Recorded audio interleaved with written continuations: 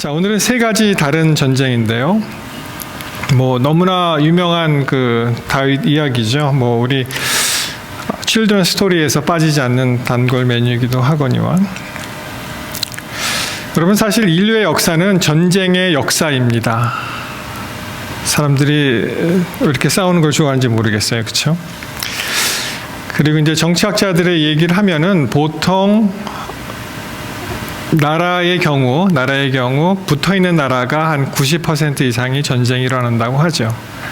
우리 대한민국 같은 경우에도 중국하고 1000년 동안 전쟁하고 일본하고도 전쟁하고 그러지 않았습니까? 멀리 있는 나라하고는 전쟁할 일이 없죠. 붙어있지 않으니까.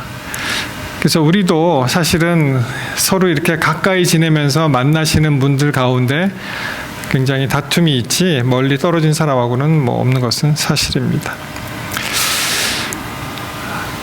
어떤 사람이 위키피디아에 나와 있는 전쟁에 관한 그런 내용을 보면서, 위키피디아에 보시면은 이 각 시대마다 이렇게 전쟁을 이렇게 나열해 놓았습니다. 근데 너무 많아요, 전쟁. 근데 참 부지런한 사람이 하는 사람이 있었습니다. 뭐라 그러냐면은 그 사람이 일일이 다 세어봤대요. 이걸 전쟁이 몇 번이나 일어났나.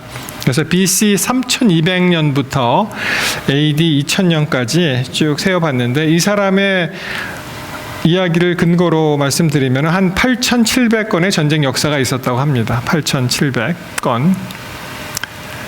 그리고 또 다른 정치학자의 말에 의하면은 큰 전쟁을 중심으로 한 12,000 정도 아마 전쟁이 있었다고 분류를 하는 것 같습니다.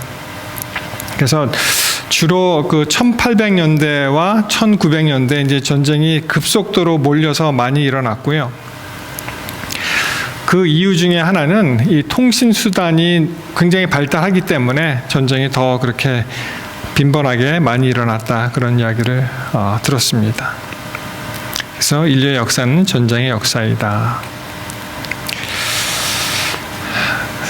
아침에도 속보가 들어오는데 어떤 속보가 들어왔냐 하면은 영어로 이제 뉴스 브레이크가 오는데요. North Korea may be preparing for war, 그런 속보가 들어왔습니다. 아마도 북한이 전쟁을 준비하고 있는 것 같다. 며칠 전에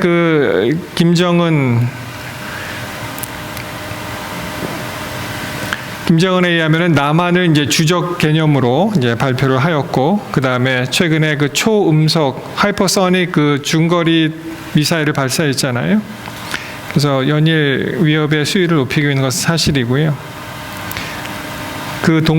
여동생이 하나 있죠. 동생에 의하면은 대충 이렇습니다. 말이, 우리의 적이, 그러니까 대한민국이죠. 공화국에, 자기 나라에 한치라도 발을 잘못 들여 놓으면은 침범하는 즉시 섬멸하겠다, 이런 또 섬뜩한 이야기를 늘어놓았습니다. 그래서 이제 학자들마다 의견이 다른데 이것이 그냥 허풍일 수가 있다. 그리고 다른 한쪽에서는 실제로 있을 수도 있다, 이렇게 좀 상반된 의견을 지금 가지고 있습니다. 제 개인적인 의견은 허풍 같아요. 북한이 전쟁할 여력도 없고 이미 포탄을 러시아로 다 팔았잖아요. 그러니까 전쟁이 일어나면 포탄이 필요한데 포탄도 없을 것 같고, 그래서 괜히 이 총선을 앞두고 이렇게 남한을 갖다가 우리 대한민국을 좀 들쑤시는 것이 아닌가, 그렇게 생각을 합니다. 그런 와중에 며칠 전에 서울 도심에 한강 다리를 장갑차 12대가 지나갔습니다. 그래서 또 서울 시민들이 깜짝 놀라죠. 정말 전쟁이 일어난 것이 아니냐. 그리고 이제 도심을 통과했는데, 그 말에 의하면은 서울의 작전 환경을 이해하고 위기 발생 시 전쟁 기도부의 방어를 위한 기동 훈련이었다라고 했는데, 왜 하필이면은 이럴 때 또 이런 일이 일어났는지 굉장히 사람들이 불안해하고 있습니다. 다시 이 다윗과 골리앗의 전쟁에 관해서 한번 살펴보도록 하겠습니다. 참 공교롭게도 지금 이스라엘과 하마스가 계속 아직 휴전하지 않고 싸우고 있는 그런 상태죠. 이것도 마찬가지로 붙어있는 나라가 이제 경쟁을 하는 것입니다. 여러분이 다윗과 골리앗의 전투, 둘이 싸우면은 누가 이기겠습니까? 그냥 표면적인 전력으로 보았을 때 당연히 골리앗이 이기죠. 그렇죠? 키가 뭐 6피트 한 9 정도 되고 거의 한 3m 육박을 하고 이 갑옷으로 중무장을 하고 뭐 그 창 날 하나의 무게만 하더라도 한 60kg가 되고 뭐 그런 얘기를 들은 적이 있죠. 그래서 참 이 어려운 상황이었죠. 왜냐하면은 그 이스라엘 지형을 보시면 북쪽으로 이제 산맥이 좀 형성되어 있고 그리고 이제 서쪽으로는 해안 지방이 되어 있는데 이제 만나는 그 장소가 성경을 자세히 보시면은 이 골짜기 사이에서 만나잖아요. 그러니까 서로 대치하는 상황에서 골짜기를 넘어가면은 이제 너무 노출이 되니까 굉장히 힘든 상황에서 이제 대표가 나와서 예전에 그 ancient 그 고대의 그 전투는 1대1 대결이 많았습니다. 그렇죠. 그래서 둘이 대결을 하고 한 사람이 이기면은 이긴 쪽이 전부 이기고 한 사람이 지면은 진 쪽이 전부 져서 그것을 이제 골리앗이라는 무시무시한 장수를 내보내서 이제 도발을 한 것입니다. 어쩌면 사울도 체격이 괜찮았죠. 키도 크고. 그래서 사울 보고 나와서 나랑 한판 붙자 하는 이야기일지도 모르겠습니다. 사울이 아니더라도 천부장, 백부장 수많은 그 장수들한테 이제 도발을 했는데 여기에 이제 다윗이 그 이야기를 듣고 이 전쟁에 참여하게 됩니다.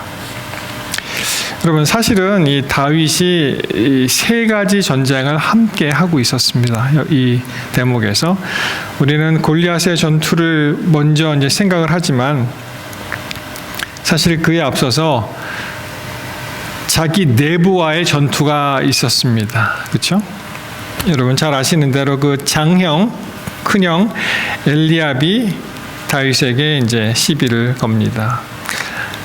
자, 사무엘상 17장 28절에 보시면 장형 엘리압이 다윗의 사람들에게 하는 말을 들은지라 그가 다윗에게 노를 바라여 가로되 내가 어찌하여 이리로 내려왔느냐 들에 있는 몇 양을 네게 맡겼느냐 나는 내 교만과 내 마음의 완악함을 안다.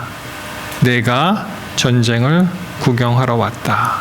라고 이제 도발을 합니다. 여러분 이 말씀을 유심히 잘 보시면은 만약에 다윗이 이 또 다른 전쟁, 또 다른 전투에 엘리압과의 전투에서 말려들었다면 아마도 그 이후에 일어났던 골리앗과의 전투에서는 이길 수 없었습니다. 아니면은 전쟁에 못 나가든지. 그렇지만 다윗이 현명하게 잘 피했죠.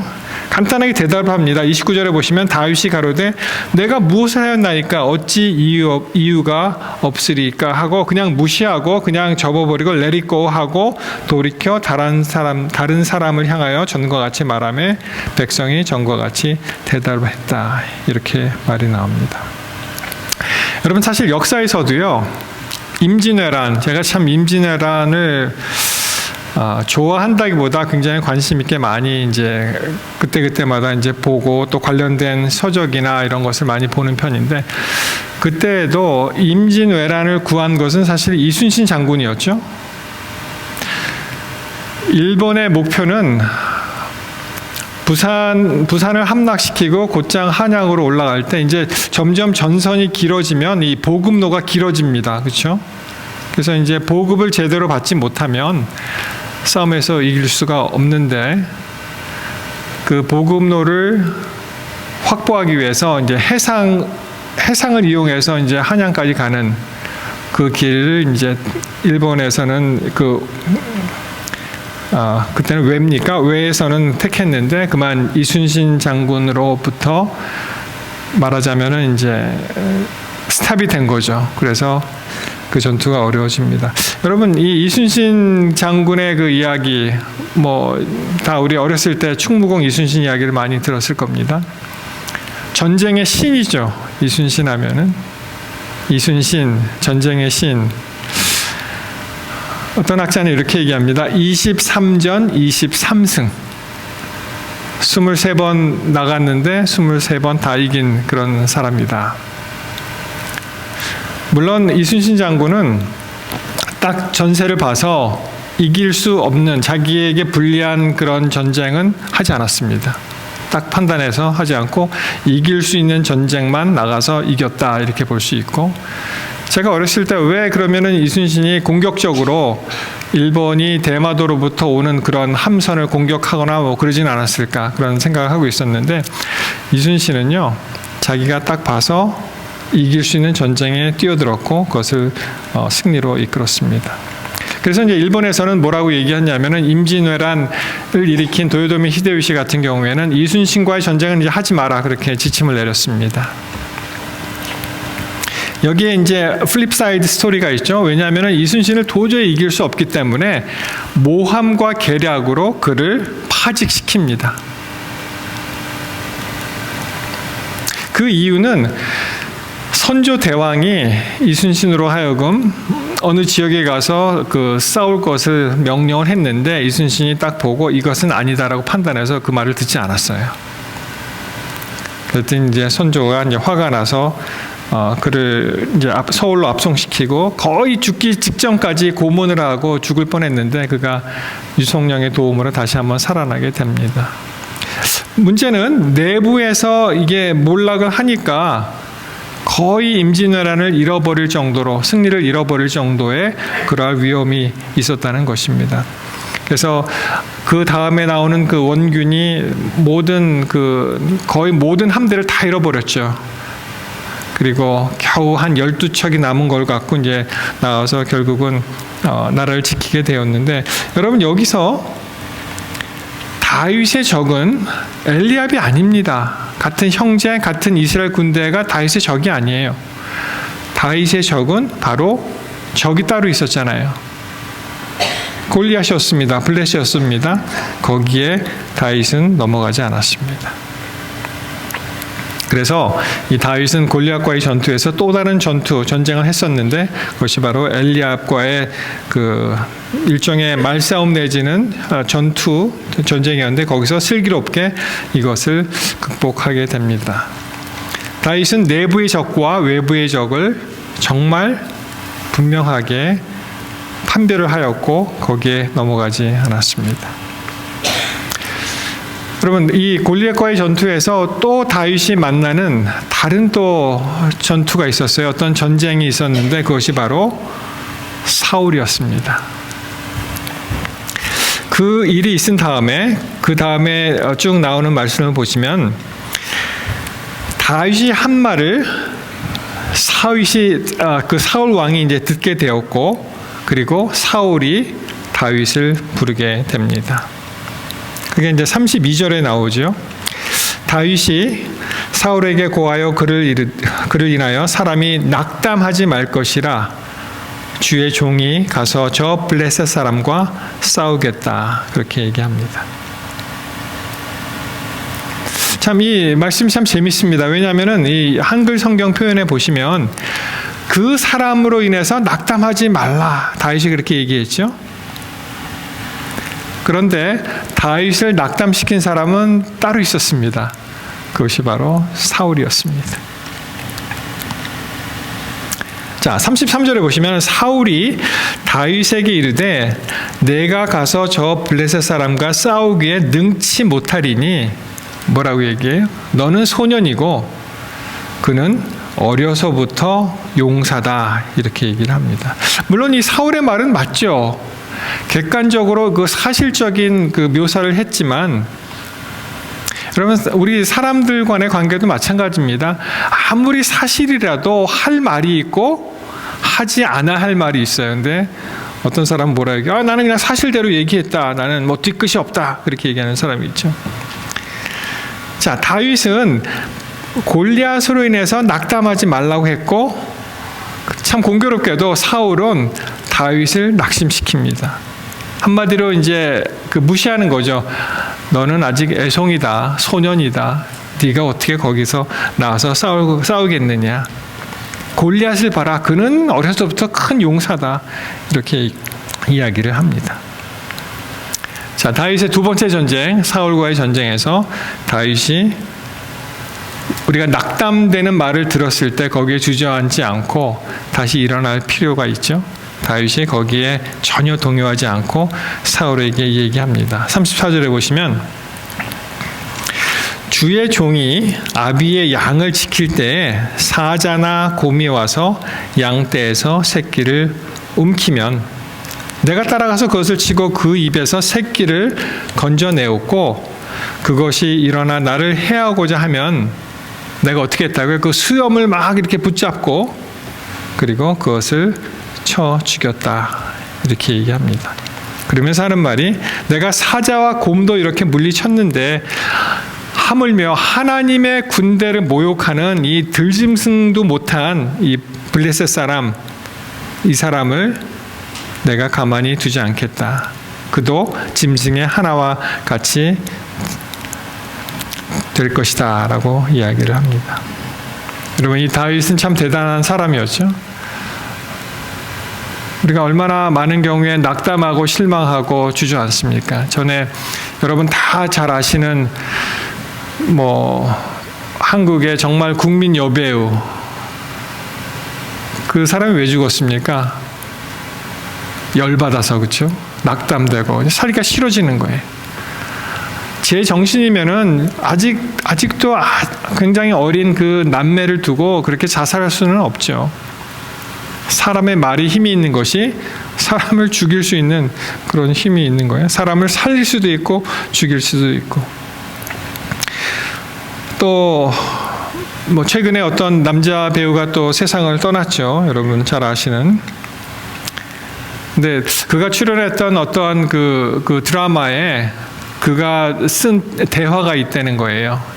절대로 낙담하지 말고 잘 견뎌내서 이겨라. 그렇게 얘기했지만 현실은 어떻게 했어요? 본인이 극 중에서 그런 얘기를 자기가 행하지 못하고 결국은 이제 또 생을 마감하는 그런 참 힘든 일이 있었습니다. 여러분 37절에 보시면 다윗이 이긴 비결이 여기 나옵니다. 이 37절에 보시면 여러분 잘 보십시오. 골리앗의 이 전쟁 그 룰은 1대1의 싸움이었어요. 내가 나갈 테니까 그쪽에서도 한 사람을 보내서 서로만 붙자. 1대1의 대결이었는데 골리앗을 이길 사람이 없었잖아요. 이스라엘에서. 그래서 아무도 안 나갔죠. 다윗이 결국은 나가게 되었는데 다윗은요. 이 1대1의 싸움을 골리앗이 모르는 2대1로 싸움으로 바꿉니다. 골리앗을 이긴 것은 다윗이 뛰어나서 그가 돌팔매질을 너무 잘해서 또는 그가 용감해서 이긴 것이 아니에요. 그가 운이 좋아서 이긴 것도 아니고 그가 이길 수 있는 단 하나의 조건은 그가 하나님과 함께 했기 때문에 그렇습니다. 여러분이 그 전에 읽은 책 중에 그 다윗 대통령이라는 그런 책이 있었어요. 최광식이라는 분이 지은 그런 책인데 이 대통령이면은 그 나라의 CEO라고 할 수 있잖아요. 그러니까 이 다윗 왕, 다윗이 이제 CEO, 우리 한국식으로 표현하면 이제 대통령인데 그 사람의 리더십을 본받고 그 사람과 함께 어떻게 잘 이끌어가자 그런 취지로 이 책을 재미있게 이제 현대적으로 썼는데 여기 이제 내용에 보시면은 재미있는 말이 있습니다. 이 다윗이 이 돌팔매 그 문맷돌을 돌려서 이긴 그 이야기를 우리가 가끔은 그런 생각을 하죠. 어떻게 돌멩이 하나가 그 큰 거구를 쓰러뜨릴 수 있을까라고 그냥 가끔은 영화 같은 이야기 또는 동화 같은 이야기다라고 생각하시는데 이분은 이제 접근을 어떻게 했냐면은 과학과 수학의 공식을 이용해서 이 얘기를 이렇게 합니다. 제가 이제 그 책에 있는 내용을 말씀드립니다. 다윗은 자기의 강점을 활용하기로 결정했고 원 있죠? 원 운동의 과학을 이용했다. 일정한 속도로 일정한 원을 그려 돌리다가 놓는 순간 이 목표물을 향해서 이 돌이 날아가게 되어 있는데 그 파괴력은, 그 힘이 얼마나 세냐 하는 것은 충격 에너지로 돌의 무게와 속도의 제곱에 비례한다. 굉장히 물리학적으로 이제 서술을 했더라고요. 그리고 날아가는 속도는 시간당 회전수와 원의 반지름에 비례한다. 무린매의 줄과 다윗의 팔의 길이를 합친 길이가 반지름이라고 한다면, 이렇게 돌려야 되잖아요. 그 값이 총 3m, 팔 길이와 이 물맷 그 줄 연결한 그 길이를 한 3m이고 초속 2, 3회로 속도로 돌리다가 그것을 놓는다면, 제가 보기엔 한 5, 6회는 될 것 같은데, 하여튼 2, 3회 정도로 이제 보았고요. 그 순간에 날아가는 속도는 고등학교 물리 시간에 배운 원 운동 공식에 의해서 2 곱하기 3.14 곱하기 회전수 곱하기 반지름, 그러면 이게 36m에서 54m per second, 초속 36에서 54로 날아간다는 거죠. 이것을 이제 시속으로 환산하면은 160km, 130에서 196km에 해당된다는 거예요.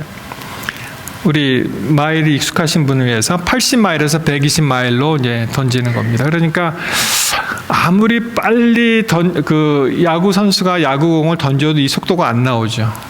그러니까 야구 선수, 아주 유명한 야구 선수가 던지는 그 파괴력보다 훨씬 더 높은 그런 것을 이제 이야기했습니다.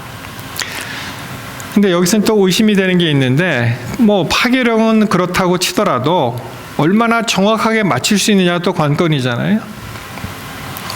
근데 실제로 이 물맷돌 부대가 있었어요, 이스라엘에. 자, 세 번역으로 읽어드립니다. 사사기 20장 16절, 사사기 20장 16절에 보시면, 이 모든 사람 가운데서 뽑힌 700명의 왼손잡이들은 무린매로 돌을 던져 머리카락도 빗나가지 않고 마치는 사람들이었다. 그러니까 옛날에 그런 전사들이 있었던 거죠. 얼마나 정확하냐 하면은 그 예전 성경에는 호리라도라고 써 있거든요. 호리가 이제 머리카락을 이야기하는 건데, 머리카락 얼마나 가늘어요. 그것도 빗나가지 않고 맞힐 정도의 정확도를 가지고 있었다 하는 것입니다. 또 역대상 12장 2절에 보시면, 그들은 활을 가지며 좌우 손을 돌려 물매도 던지며 화살도 쏘고, 베냐민 사람 사울의 동족인데, 그리고 이제 이름이 이제 쭉 나옵니다. 그러니까 실제로 말하자면은 우리나라가 잘 아는 게 이제 양궁이잖아요. 화살. 우리나라는 화살의 민족입니다. 이 원격 타격을 할 수 있는 화살, 또 이스라엘식으로 얘기한다면은 이 무린매를 전담하는 그런 부대가 있었다는 거예요.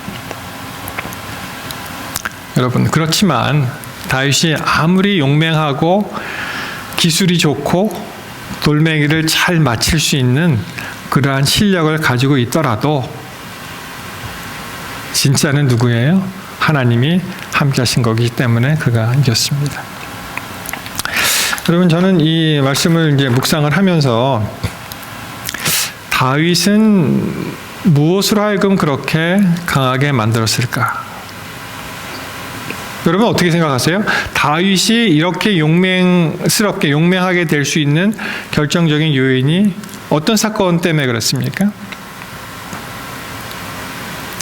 그것은 바로 그가 기름 부음을 받았을 때 하나님의 신이 그에게 임했다는 그런 말씀이 있습니다. 사무엘상 16장 13절 바로 전장에 보시면은 사무엘이 다윗에게 기름을 붓죠. 사무엘이 기름불을 취하여 그 형제 중에서 그에게 부었더니 이날 이후로 다윗이 여호와의 신에게 크게 감동되었다. 이렇게 되어 있습니다. 여러분, 이 굉장히 큰 사건이었죠. 그 어린 나이의 그 다윗이 이 하나님께로부터 기름 부음을 받은 종이라는 그런 사실을 가슴에 간직하고 이것이 그의 평생을 담고 사는 그런 계기가 되었는데, 대표적으로 어릴 때 나타났던 그러한 일이 바로 골리앗과의 전쟁이라고 말씀드릴 수가 있습니다. 그러므로 다시 한번 사무엘상 17장에 보시면, 자 37절이요. 굉장히 중요한 말씀인데, 또 가로되, 그 다음에 누구 말이 나와요? 여호와께서.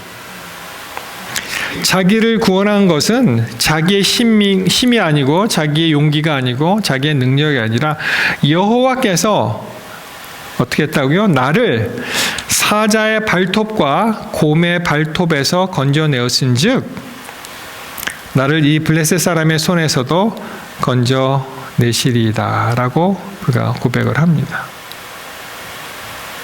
그래서 이 다윗은 골리앗이 만든 1대1의 대결에서 2대1의 대결로 골리앗도 모르게 이제 바꿔버립니다. 내가 혼자 나가는 것이 아니라 바로 하나님이 함께 하신다. 이 말을 듣고 다윗이 사울이 KO 패했죠. 다윗과의 전쟁에서는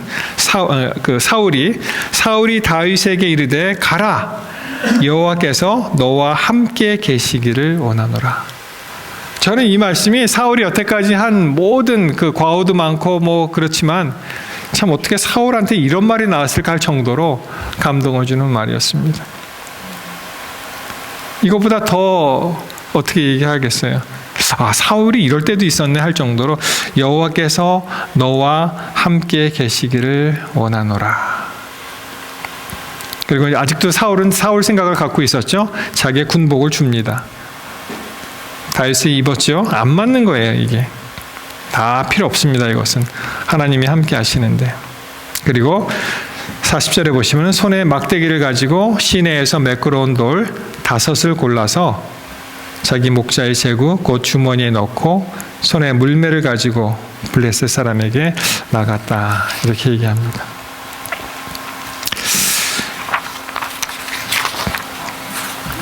여기 참 대단한 반전이 여기 있죠. 다시 한번 반복합니다. 골리앗은 사단을 의미해요. 사단이 만든 1대1의 구도를 다윗은 2대1의 구도로 바꿉니다. 여러분, 그러니까 너무 힘든 일이 생기거나 이게 만나게 되면 나 혼자밖에 없는 것 같아요. 다 적이에요, 그냥. 그리고 이 광야에 홀로 남아있는 그런 심정이 됩니다. 그렇지만 여러분 기억하십시오. 사단이 아무리 우리를 공격하더라도 우리는 2대1의 구도를 만들어야 됩니다. 하나님이 항상 나와 함께 하신다는 것을 우리가 기억해야 됩니다.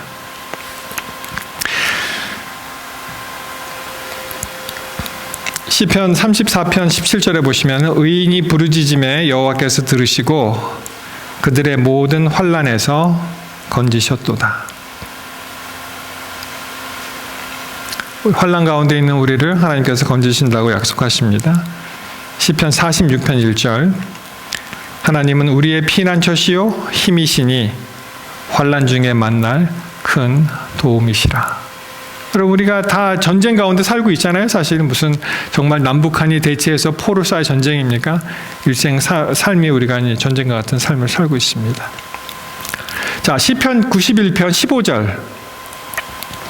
이게 굉장히 딱 맞는 말씀인데요. 그가 내게 간구하리니 내가 그에게 응답하리라.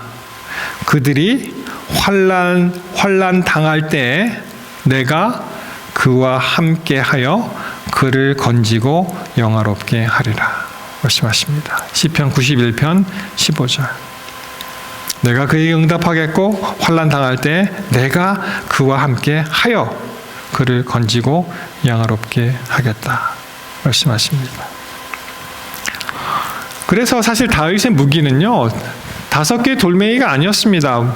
물맷돌이 아니었고 아까 우리 시작할 때 읽었던 사무엘상 17장 45절에 있는 말씀과 같이 다윗이 블레셋 사람에게 이르되 너는 칼과 창과 단창으로 내게 나아오거니와 나는 만군의 여호와의 이름 곧 내가 모욕하는 이스라엘 군대 하나님의 이름으로 내게 간다 이렇게 말씀하십니다.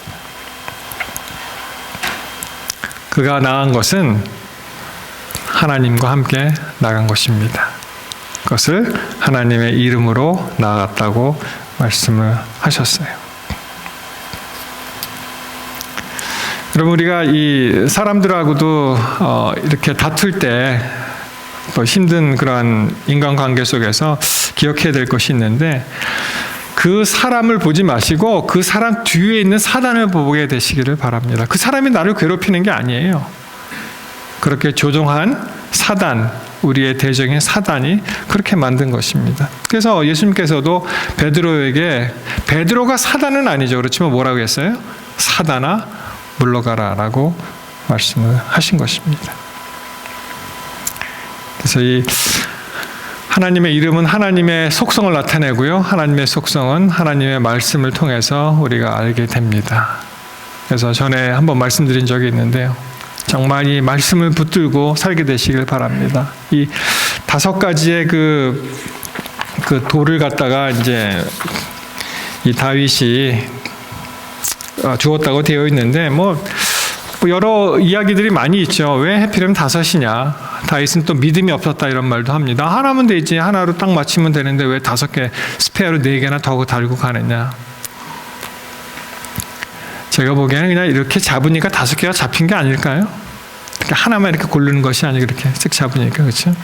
근데 이제 성경적으로 말씀을 드리면은 이 5가지 돌멩이가 블레셋이 이제 연합이거든요. 블레셋 연합을 대표하는 5개의 돌이 아닌가 그렇게 생각을 합니다. 여호수아 13장 3절에 보시면 그 5개가 이제 나오죠. 한번 보실까요? 여호수아 13장 3절 보시면 곧 애굽 앞 시올 시내에서부터 가나안 사람에게 속한 북방 에그론 지경까지와 블레셋 사람의 몇 개의 방백의 땅이요? 5개의 방백의 땅.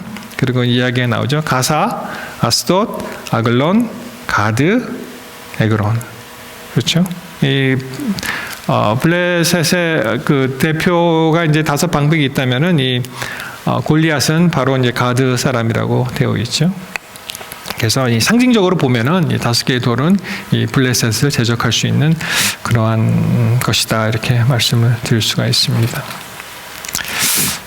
사랑하는 성도 여러분, 말씀을 마치면서 우리가 참 하루하루가 전쟁이잖아요, 그렇죠? 여러 가지 뭐 입시 전쟁도 있고 교통 전쟁도 있고 뭐 가정에서의 전쟁도 있고 하는데. 한 번은 이제 목사님이 아침 예배를 드리자고 이제 가족들을 불렀는데 자녀들이 안 오는 거예요. 늦게 오거나 막 그러니까. 그래서 한 번은 굉장히 화가 나셔갖고 이제 폭발을 했는데 아이가 왔죠. 그리고 예배를 드리면 그게 예배가 되겠어요? 그건 아니죠. 사단한테 넘어간 것입니다. 여러분 혹시 오늘 교회 오실 때 뭐 좀 늦거나 뭐 이렇게 해서 또 좀 다툼이 있지 않으셨습니까? 그런 경우가 많이 있죠.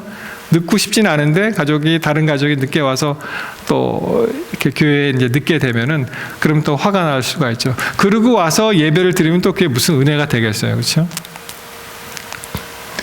우리는 이러한 전쟁 가운데서도 사물을 보지 마시고 그 뒤에 있는 악의 세력, 선악과의 대쟁투에서 승리하게 되시기를 이 시간 간절히 바랍니다. 그래서 정말 우리에게 중요한 것은 하나님과 함께 있는 것, 그렇죠? 내가 하나님과 함께 있고 내가 하는 모든 일이 주께서 함께 하시는데 그 누가 건드리겠어요? 그런 믿음을 갖게 되시기를 바랍니다. 우리 하시는 모든 일들이 다 형통하시고 또 특별히 하나님께서 우리 온 교우들의 가정에 일일이 간섭하셔서 가장 좋은 것으로 또 이렇게 역사하게 되시기를 간절히 바라면서 말씀 마치겠습니다.